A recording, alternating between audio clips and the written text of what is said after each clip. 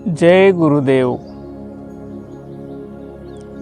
आता वर्ण व्यक्तीचा लकारू, केवी साजे हा भेद विकारू. ते तत्पद निर्विकारू, ज्ञानाशी अतीत. संत शिरोमणी शिवयोगी मन्मथ माऊली आपल्या परमरहस्य या प्रासादिक ग्रंथातील 7व्या अध्यायामधून आत्मतत्वाचं निरूपण करत आहेत. माऊली म्हणतात की वाणी वेद शास्त्र आणि मन जित लय पावत, त्या अवस्थेमध्ये आपलं स्वरूप कसं असतं, तिथे मी तू हा भेद टिकू शकत नाही. याचं अत्यंत सूक्ष्म निरूपण माऊली या ओवीतून करत आहेत. आता वर्ण व्यक्तीचा लकारू, आता मन वाणी आणि शास्त्र पूर्णपणे शांत झाल्यावर, वर्ण व्यक्तीचा वर्ण म्हणजे अक्षरे भाषा आणि व्यक्ती म्हणजे प्रकट होणे, म्हणजे शब्दाच्या माध्यमातून ज्ञान प्रकट होणे. लकारू म्हणजे लय पावणे, जिथं भाषा शब्द अक्षर वाणी आणि या सगळ्याचा आधार असलेलं मनच लय पावतं. ती सर्वोच्च अनुभवाची अवस्था माऊली सांगतात. जेव्हा मनच शिल्लक राहत नाही, तेव्हा भाषेचा अक्षराचा आणि शब्दाद्वारे प्रकट होणाऱ्या ज्ञानाचा तेथे संपूर्ण लय होतो.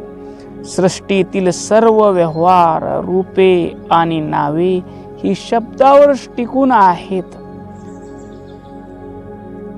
म्हणून शब्द सृष्टीचे ईश्वर आहेत म्हणतात. जगाचा व्यवहारच शब्द सृष्टीवर चालतो. पण आत्मतत्वाची अनुभूती घ्यायची असेल तर तिथं शब्द विचार सर्व काही थांबतं. जरी जगाचा व्यवहार शब्दावर भाषेवर वाणीद्वारे चालत असला तरीही या स्थितीमध्ये आत्मस्थितीमध्ये शब्दाचे अस्तित्वच पुसलं गेल्यामुळे तेथे कोणत्याही गोष्टीचं वेगळेपण किंवा तिचं नाव शिल्लक राहत नाही. पुढं माऊली म्हणतात, केवी साजे हा भेद विकारू. केवी साजे म्हणजे कसा शोभून दिसेल. भेद विकारू म्हणजे भेदाचा विकार. मी वेगळा तो वेगळा, हे विश्व वेगळं, मी वेगळा देव वेगळा, मी जाणणारा देव जाणायची वस्तू. हा जो भेद आहे, हा भेद मनाचा विकार मानला गेला आहे. जेव्हा शब्दाचा आणि मनाचा लय होतो त्यावेळेस मी वेगळा आहे आणि परमात्मा वेगळा आहे, हा भेद करणारा विकार तेथे कसा बरे टिकून राहील. तो अजिबात तेथे टिकणार नाही. जोपर्यंत मन असते तोपर्यंतच मी आणि हे जग असा भेद असतो. पण ज्यावेळी सद्गुरुनाथानं दिलेल्या नामस्मरणानं साधनेनं मनाचे संकल्प विकल्प थांबतात, तेव्हा मन निर्विचार होते. त्यावेळेस भेदाचे विकार नष्ट होतात आणि केवळ आपलं स्वरूप उरतं. ते तत्पद निर्विकारू, ज्ञानाशी अतीत. तत्पद म्हणजे ते परमात्म्याचं मूळ स्थान किंवा आपलं आत्मस्वरूप. ते कसं आहे, निर्विकारू. विकार म्हणजे बालपण, तरुणपण, वृद्धपण, मरण हे शरीरात विकार असतात. पण या सर्व अवस्थेला जो पाहणारा चैतन्य घन आहे त्याच्यामध्ये कुठलाही बदल होत नाही, म्हणून तो निर्विकार आहे.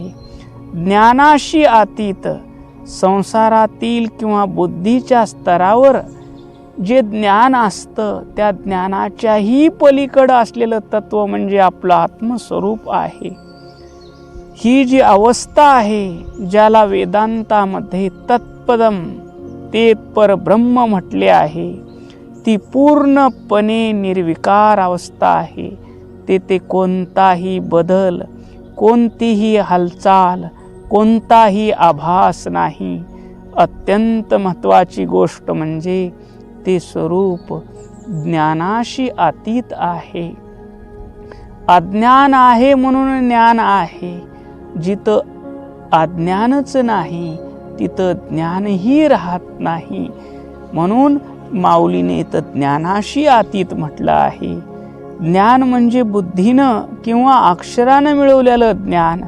आत्मस्वरूप हे जाणणारा आणि जाणले जाणारा या दोन्हीच्या पलीकडचे असल्याने त्याला आपण आपल्या नेहमीच्या बुद्धीच्या ज्ञानानं कळून घेऊ शकत नाही, तर ते स्वतःहूनच अनुभवावे लागते.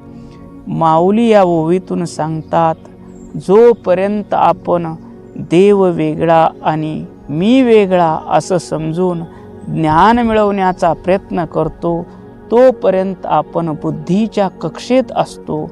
पण जेव्हा मन आणि शब्दाचा लय होतो, याला माऊलीनं अलंकारित भाषेमध्ये वर्ण व्यक्तीचा लकारू असे म्हटले आहे, तेव्हा स्वतःला देवापासून वेगळे समजण्याचा भेद विकार कायमचा मिटून जातो.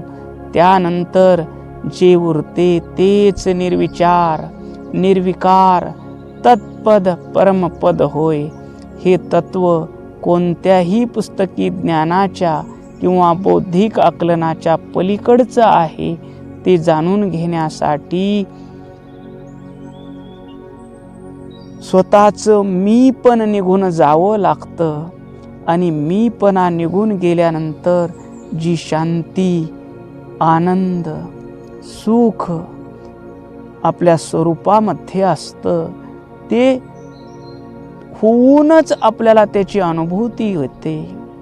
मन ज्यावेळेस निर्विचार होतं त्यावेळेस आपण आनंदरूप होतो, सुख स्वरूप होतो, प्रेम स्वरूप होतो, ज्ञान स्वरूप होतो. ही आपली अनुभूती माऊली आपल्या या ओवीतून आपल्याला सांगत आहेत. ओम शांती शांती शांती.